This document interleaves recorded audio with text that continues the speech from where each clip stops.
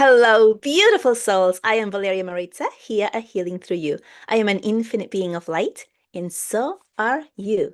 My guest today is Elena Sofia Ruiz. She is a human behavior and negotiation expert. I am so excited to bring her in today because she brings a different perspective to how we play the victim in our lives and how being able to see things from a different perspective we just bring the power back to us. And well, let's just let her tell the story. Welcome, Elena. I'm so excited to see you here. Thank you, Valeria. I am really inspired to be here this morning and, answer any question and talk about being a victim. How about that? Okay. Um, well, why don't you just tell us a little bit about your past of how you found yourself living a life of disempowerment? Thank you. Well, in my early years, before 18, I guess, I had an experience of incest. After that, without knowing how this affected me or how would that affect the rest of my life, I'll just continue being, the working. I immerse myself into work without really being so much paying attention into what is to have a relationship with a man. And later in life, about when I was 30 years old, I met an individual who I thought it was a good prospect to be married to. And even though I remember before I got married, there were some signs that I ignored. And I noticed that in conversations with other women, we see signs. We are very intuitive, and I have Mhm. been very intuitive all my life. But at the same time, it was like the fact that I have these events earlier in my life still carry a weight in my mind and my soul. And I wanted to feel none being guilty about it because when we have an event like that, we have to make a decision in our mind when we tell our story. What role am I going to play? Even unconsciously, we make a decision. And I didn't want to be play a role of the villain. I didn't want to play a role of the bad guy. So I only have two other choice. It was the partner or the victim. And the partner still plays the role of villain. So in order to stay away from that, I had to be a victim, and everything and everybody said that I was a victim. So I became the victim of my own event in my life. And one of the things that I learned later in life is if you don't like the script, change the story, right? Mhm. The events are not going to change. What changes is how I perceive what occurred. I did get married, and I was only married for about 9 months. And during those 9 months, there was a lot of violence, emotional and physical.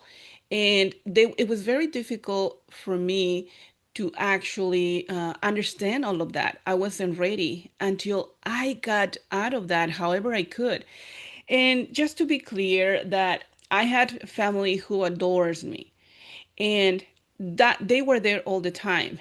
I was the one making decisions. I was embarrassed. I was ashamed. I wanted to hide the truth. And in order for me to not confront my family and listen into, did you see, we were right? Because they probably saw also signs that I ignore. Mhm. What I did is one day it was just enough, right? When it's enough, and I decided to get out of that marriage. And that was because there was a woman, like I said, there's going to be people all the time, especially we women, and we, when we have gone through something like that, we're going to observe certain behaviors and certain things and other individuals that it's going to be, we're going to have certainty that this individual is going through something similar. So at work, one of my coworkers, my ex-husband was coming to work, and I would just started working there, and he was definitely calling me about 6 to 8 times a day. It was very stressful for a new job, and he was coming to pick me up. And I told my at lunch, he was coming at lunch, and I told my coworker to lie for me to my husband because I was scared, and that was the sign that she knew that something was happening. She closed the door, I remember, and she said, "I'm going to tell you this. I was in an abusive relationship twice. Both times I got out of that relationship, and the next woman who got in a relationship with this man were killed. Both men are in jail now. Wow. If you don't get out of there, he's going to kill you." Now, he has already threatened me, and there was a lot of signs for that. So when she told me that, she scared me more than he scared me. So I thought, okay, this is it. And I remember the next day I left. I left and I said that I was leaving to work. I contacted my family and told them I'm not going to work tomorrow. I'm going to get a restraining order, etc. And I did. And that's when a different journey started. And when there is something like that, I remember the voice of my sister, my older sister, telling me, "I know it hurts a lot right now, but I promise you one day you're going to look back and it's not going to hurt anymore." And it happened.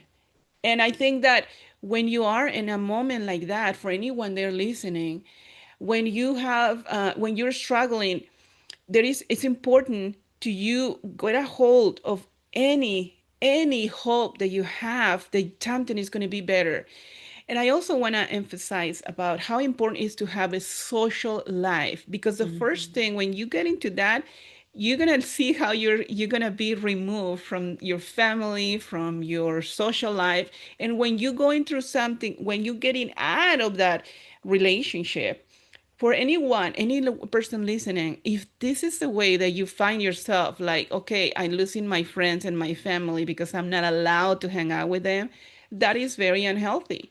And they are the ones who are going to be there for you if you decide to get out of there. Sometimes it's really difficult.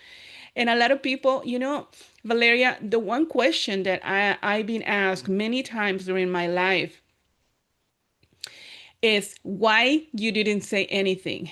And I want everybody to understand, everybody listening, because you can't.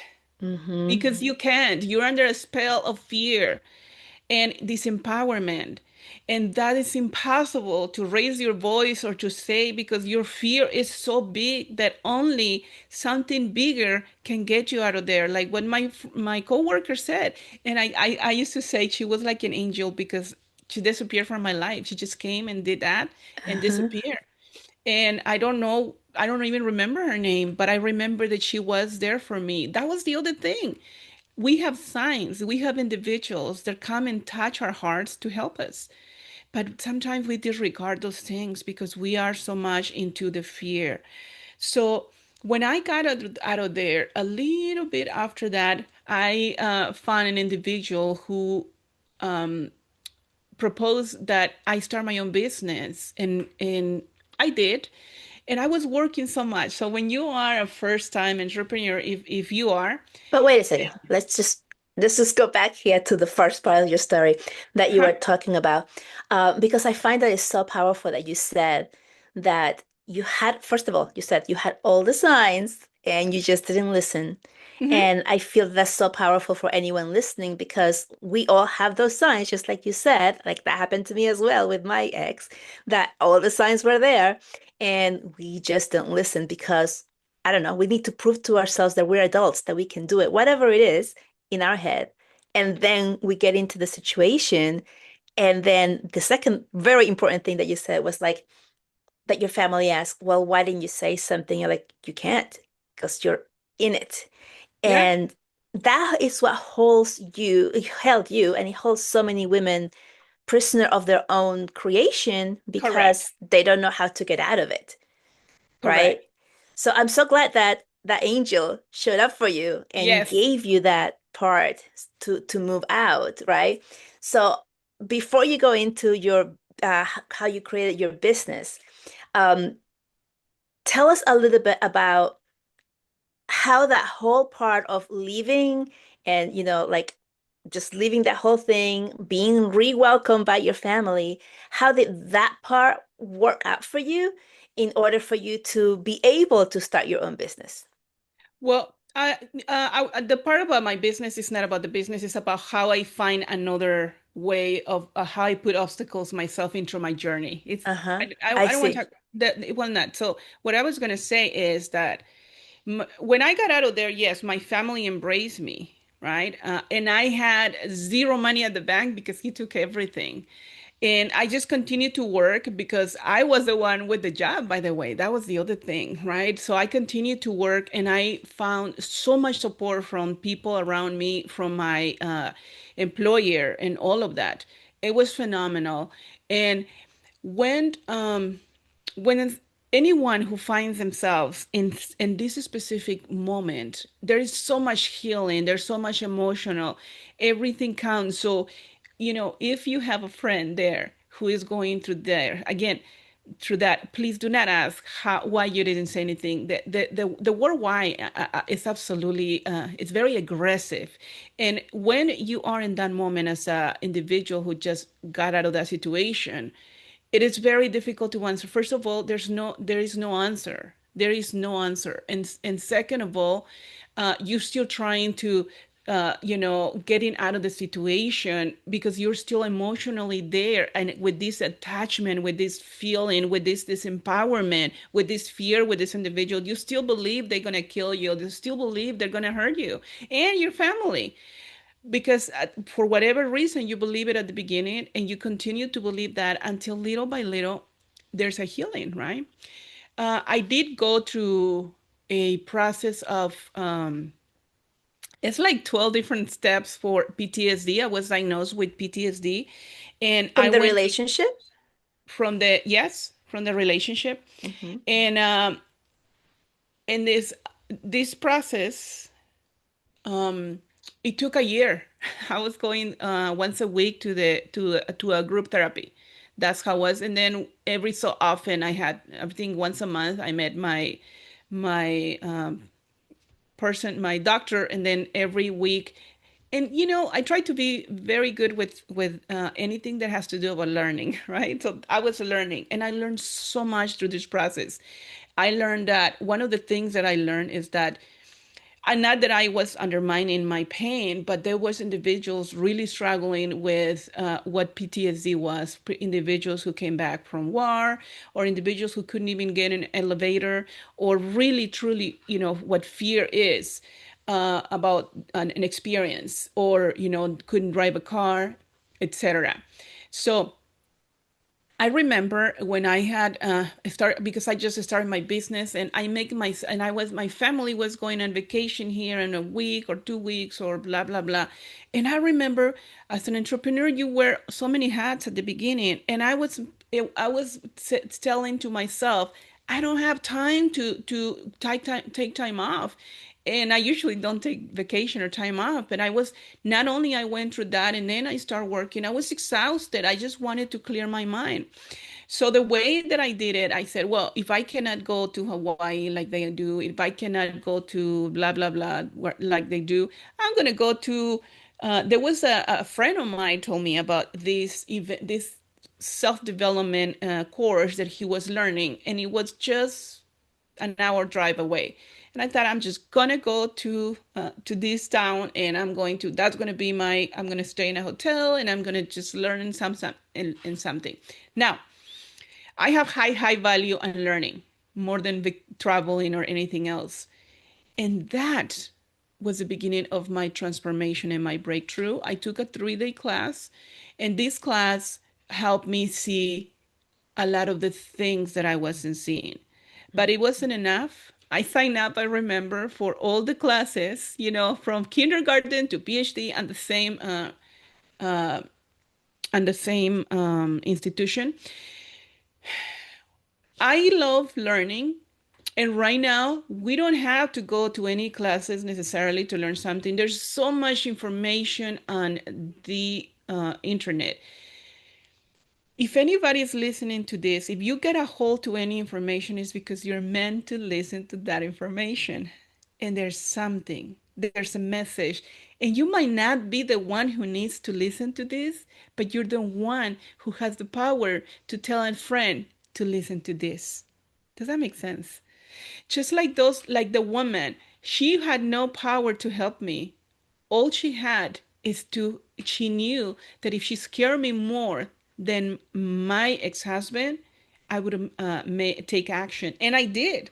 And I did. That was the last day, that very day. And I remember she walked me to the car when he picked me up, and he started driving before the door was closed. So she saw that, and she was already suspicious. So she noticed, and she got so much information from me the day after. Which, by the way, when I wanted to when I went to have the restraining order, and he broke the restraining order, and I called the police, and I went to and my own family said, "You're not doing anything. You're letting this happen." Because they were anxious. Why is this happening? I remember they even went with me to the police station, and they told me, "We are too busy right now. We can't do anything, but we can put you in a shelter." So what I heard is, we can lock you in because we don't have the time to go and pursue where he is. It was completely devastating. Sometimes you're gonna feel like everybody's failing, but if you really open your eyes and pay attention, there's going to be people, there's going to be messages, there's going to be hints. It might not be the person you think. Like, I never thought this coworker was going to help me, but it's important to open your eyes and see that there is going to be always individuals who are trying to give you a hand, who are trying to, and it's very scary because you don't know who to trust and who don't not to trust. But anything like this is not absent from the knowledge of humanity. Somebody here and there has gone through something like that. So going back to the seminar that I took, from there I took all the seminars, and every single class became more and more empowerment. I start seeing things, but it was until from there I took another class to a different institution, when they were asking me, "Who is the person that you most resent?" That was a question. And when I went to this class, I knew the teacher, he was amazing, because I remember the words that he said. Everybody has a villain and a hero within themselves, which means, was I the victim, or was I the partner? Because if good and bad requires the partnership, right? One cannot coexist without the other. That's when I start thinking, what does this means? When I took, and it's called a breakthrough, the class, and I work on him, I chose him. And I remember working through doing the process. It's an entire day almost of work. And at the end, that was the first time that I was actually curious to actually see. And I remember I went on my phone and wrote his name. And at this point has been probably 3 years from the time we ended our divorce. And I saw him. And when I saw him for the first time, I didn't have this, story about I'm scared of this man or anything. My story changed. And that was so powerful for me, because I was running the script of being the victim. And when I realized that I was in a partnership with this individual, and that's what marriage is, by the way, and I selected him and I wanted him, and there were signs that I saw. And if I ignored those signs, it's because I wanted to be in a partnership. That's when it became so powerful, because yes, my victim jacket was taken away, but at the same time, by me making decisions, good or bad, like people say, right, I was making the right decision in there, because I decided to go in a partnership here in order to take other steps to start becoming who I really want to become. We become somebody sooner or later, and that is what's bringing me somewhere. And at that point, I still didn't know what it was. I continued with my business and creating different things in my business, that it got me closer and closer. And I'm still wondering, and I'm still wondering. It takes time sometimes. We don't have clarity. We do have clarity about what we want to do when we are 5, 6, 7 years old. From the moment that a little kid, a little girl or a little boy say, I want to be an engineer. Sometimes we disregard that because we perceive that they're just playing, but it's real. What they say is real. Something around that is what they really want to do. They start being injected somebody else's values, and we forgot our path. We forget completely, and it takes us somewhere. I didn't want to do payroll. That's what I started. I wanted to start a payroll company. I mean, I like doing that, but that didn't seem inspiring to me or how to help other individuals, right? And I continue my journey. And eventually, I keep working. I did have a huge breakthrough in this class, but I continue to work in more things and more individuals. Now, most people don't know this, but when we carry that victim, when we believe we're the victim and we carry that tag, we also carry an invisible tag energetically, or however you want to explain it, that is actual, you can see. And I don't want to be more specific because I will have to use words that are very, might be feel some people uncomfortable, but we carry a tag and we continue to attract the kind of behavior from other individuals. If you notice, when there's somebody that something occurred at a younger age, it continues to attract things like incest, sexual abuse, rape, and domestic violence. Those four things are so connected. And the people who is the victim, they continue to be the victim over and over. It is relevant, it is important, if somebody's listening to this, to do the work to listen to, listen to this, listen to the stories, get your help on removing those tags. And if this resonates with anybody about, wow, that happened to me, or I know this person continues to, attract this individual, is because the tags are still there attached, because we are perceived to, we wear an invisible victim jacket, and therefore we are so sure that we are the victim, that we continue to bring somebody else to give us to confirm and to validate that statement. So it is important to understand that at the same time that, yes, that happened, I'm not going to change, nobody can change, but this happened to me, we change the reality of how this worked. When we are in a situation where there are more individuals involved, at times we try to separate from the liability, right? In order to separate from the liability, you either become a partner or a victim. Oh, pardon me. I think I got a little, whoops, I think I turned my mic off for a second. And if you are a victim, that means you're not making decisions. That means you did not participate. That means you don't have the intelligence. That means you just have no voice, you have nothing. But Valeria, you have no idea how many women that are very powerful, very intelligent, that I met, and they have been in a situation of, let's call it domestic violence, that are very empowered.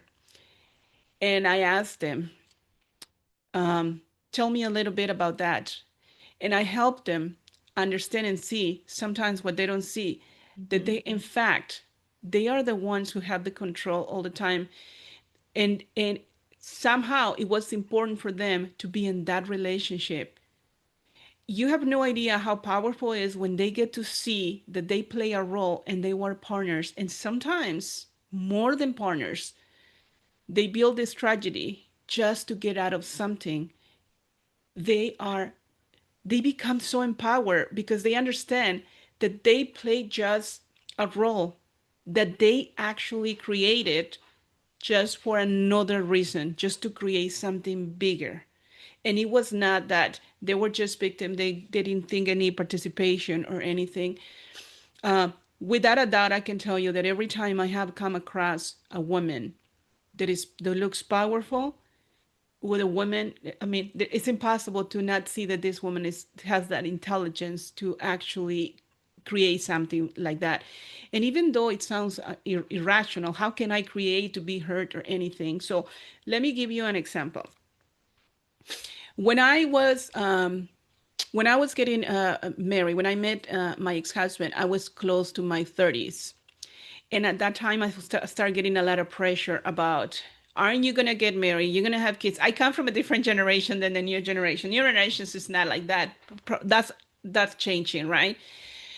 And I knew that if I got married, I was going to stop all those things. But I also knew that after that happened, nobody was going to push me again. Hey, when are you going to get married? They're going to leave me alone. And I probably wanted to be an entrepreneur. I'm not saying that I consciously created this, right? That I decided to marry this person to actually had, hurt me physically or emotionally. um, there was a lot of guilt that I have for past events that I again wanted to be the victim, and but I also co-created. We co-create everything, just like marriage, right? I also met another woman who is a very intelligent scientist and very powerful. And when we had this conversation, I said, well, okay, so you created all of this. And she says, why are you saying that? And yeah, that could be very offensive, but I want to invite you to stop, because it's not, yes, it could be, you can take offense and it could be hurtful, but think about the power that you're going to gain once you realize all of that. That's part of being empowered. It's about, yes, I have the power to create this, and I have the power to create anything else in my life. That's what it's all about. It's not about me being a victim and be weak, because when you see women at that level of intelligence, there's no way that, and we women with our femininities, we are so powerful. We are the ones who guide men really into what we want. We are leaders. We've been leaders. We making decisions forever in community. We are the ones who make the community decisions, social decisions, family decisions. And men really are there to listen to us. So if we have the ability to create that and to guide our men, right, into that, we have the ability to co-create things, co-create what we want. Um, so I want to invite any woman who is struggling and who is really struggling with this statement and saying, but how can I co-create that? I want to, and I get, would it be okay if I ask some questions that could be valuable, Valeria, for the audience? Yeah, well, I have some questions for you. Go for it. Mhm.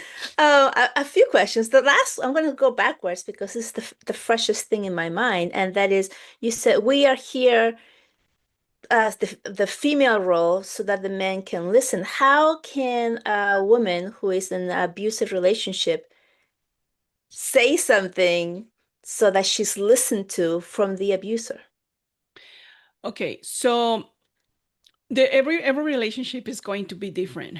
And even if I say something, Hmm. so the thing you have to understand is, when you're in that state of mind of being in Hmm. an abusive relationship, and at that time you only believe that you are the victim, Hmm. it's going to be really difficult to even create something or think about something, because there's got to be a beginning and an end.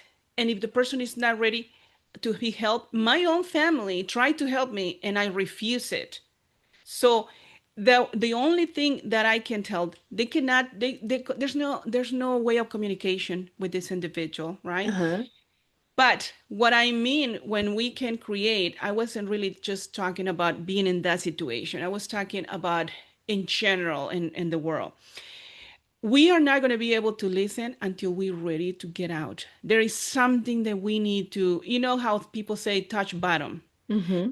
Again, my friend, I listened to her, my coworker, only because she scared me more. Because when she told me you're gonna be killed and it could be today, at that moment I realized that if it was see how I realized, even in my deepest pain and being a victim, that it was more important for me to survive than stay in that relationship and continue to be a victim that I thought nobody knew, Mm-hmm. right?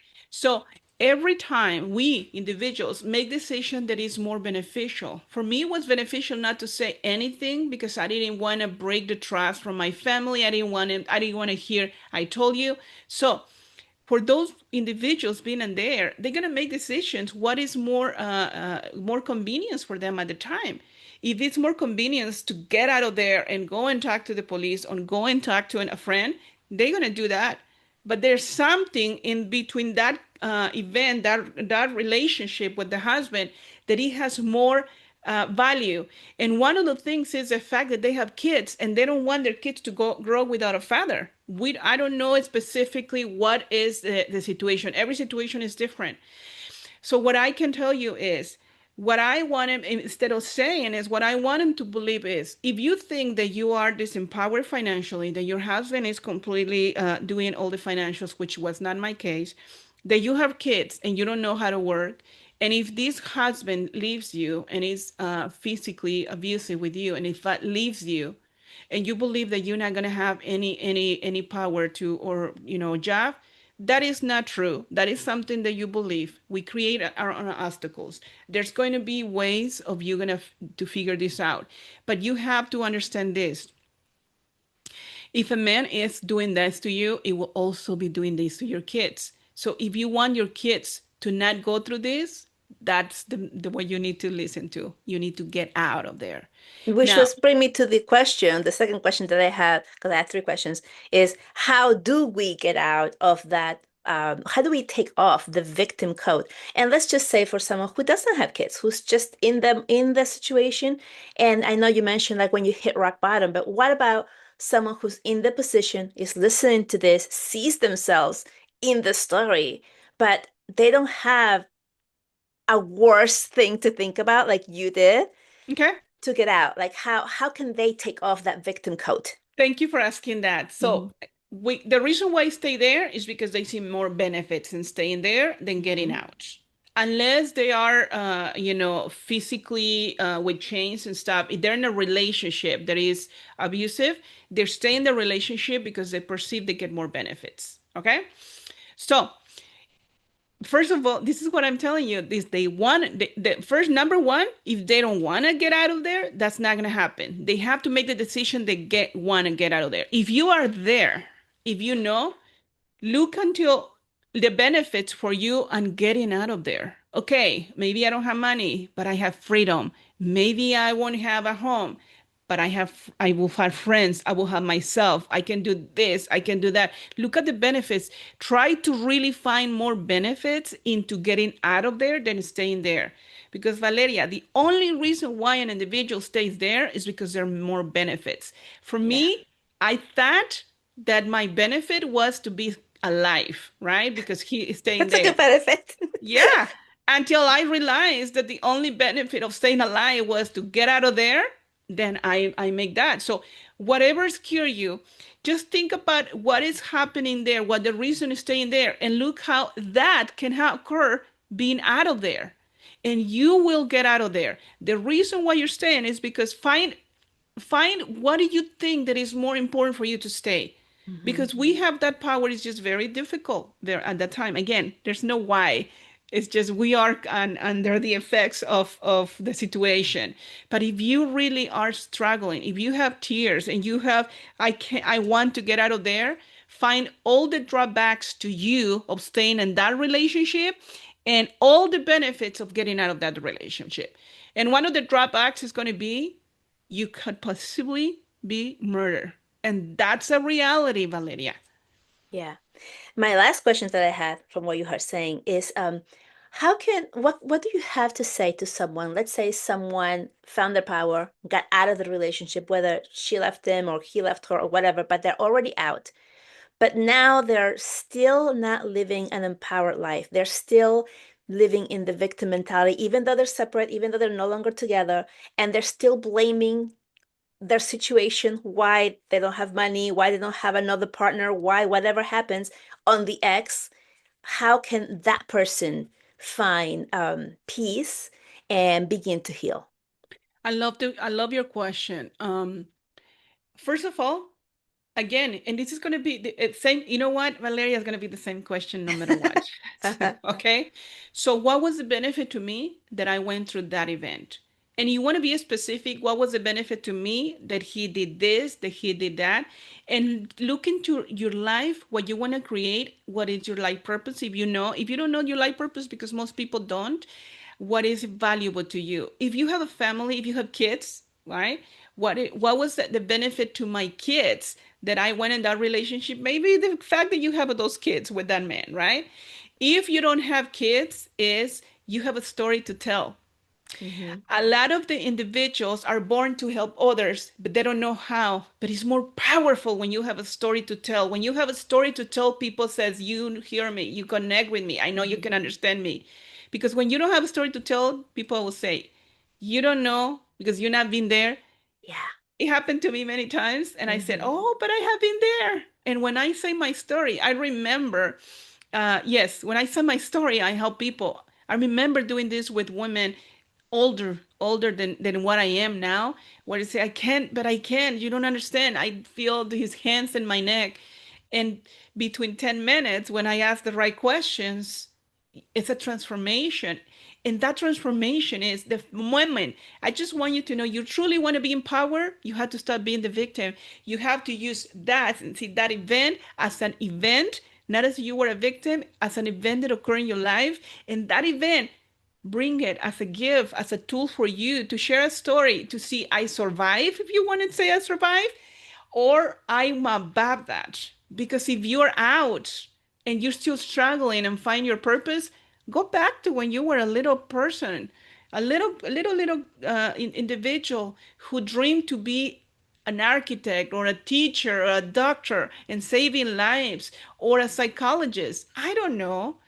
Just go back and connect with that energy. You knew, you have certainty. You knew from the beginning who you wanted to be.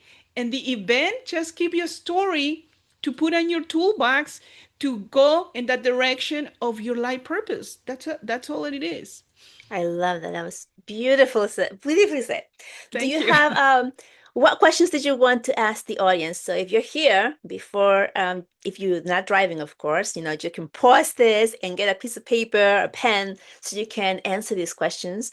I might even actually put them in the notes. So if you are Hmm. just listening now, you can get them later and then do this little exercise with Elena. What questions can people work Thank you. into? Yeah, go ahead. Thank you, Valeria. So go to the darkest of the darkest of the darkest, right? So, and I don't know, like I'm gonna use an example. When I remember a new year of 2003, my ex-husband was cooking, and a male friend of mine who was in my wedding called me to say Happy New Year, and he was so upset. He left. He came back at midnight, and I used to have long hair. He pulled my hair and took all the air from my lungs and put his hands in my neck. And because this was, happened before, I already knew that I wouldn't fight because I lose my air faster. So I just closed my eyes, and I couldn't breathe. Really, he took all the air out, and I'll just stay with myself. So that was one of the darkest, by the way. Go to the darkest, whatever it is, and think, what is really happening? What is really happening to you? And what came to me is he's trying to take my life away, right? He's trying to kill me or take my life. And at the same time, at the exact same time, think about how this individual is giving you the opposite. And the opposite is he's giving me life. And it's very difficult to see that. But I want you to go just to one moment. Don't go to the darkest if it's hard. Just go to another that is not as dark, because this is an exercise that if you master this exercise, you're gonna master your life for the rest of your life. And it's the perception masters live and a life of transformation. The masters live in a perception of gain and lust. So if I think that he's taking something away from me, and I don't see that he's giving me something, there is no transformation. How specifically he was giving me life. And at that moment, he was helping me more than ever connect with something bigger, with my body, with my spirit, with God, with the universe. He was giving me life in that way. Because in that moment, he was having control of my body, but he never had control right now. And for many years, he doesn't have control of my mind, and he never had control of my soul. So by he stopping my body, I will connect with that, give life to other parts of myself. And I almost want to cry to say this because I don't talk about this a lot. Yes, this is, yeah, it is very touching. It's very beautiful. Thank you for sharing such an intimate part of your story. But like, wow, right? Because so many people are like, I can't see any benefits to that. Hmm. They took this, they took that, they right, right. It's like pointing, pointing, pointing, never becoming the partner in the situation and just being the victim, right? Correct. But by allowing yourself, like really what you did is just surrender. You just surrender in the moment.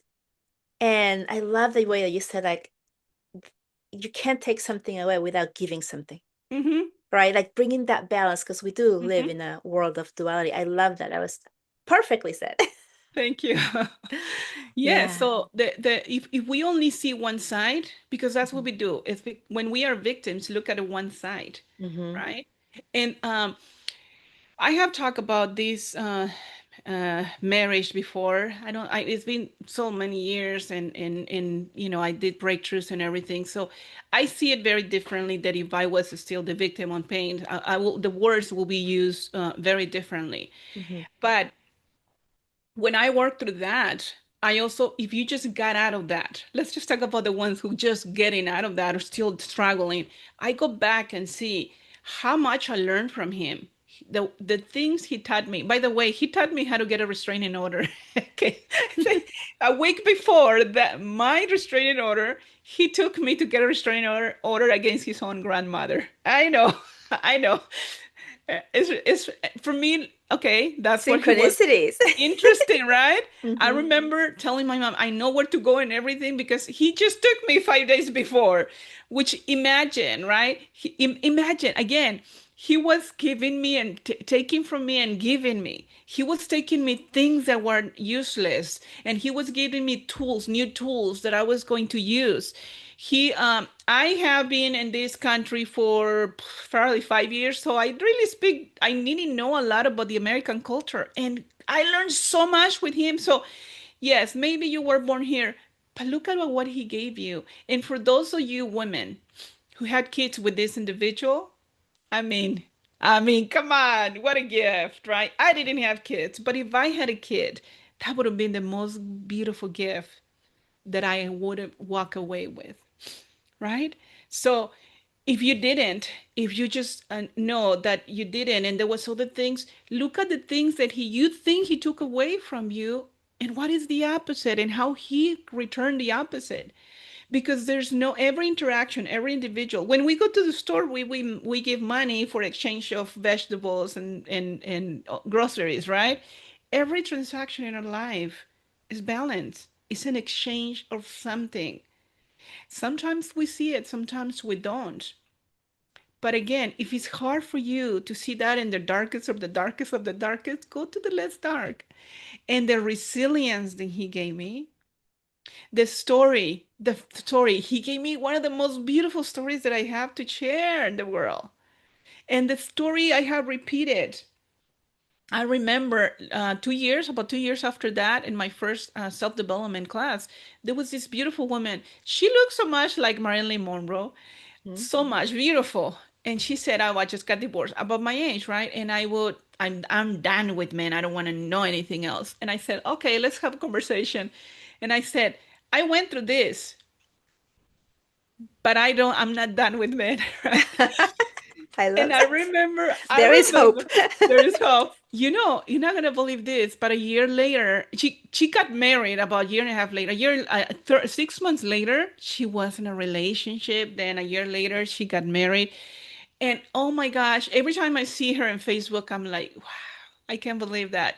And this is when my story became stronger and stronger. I'm not gonna, I don't talk to people about my story unless they don't believe in their own story. Mm. if I had to share my stories because they're not believing in their story have so much power, then I had to share mine.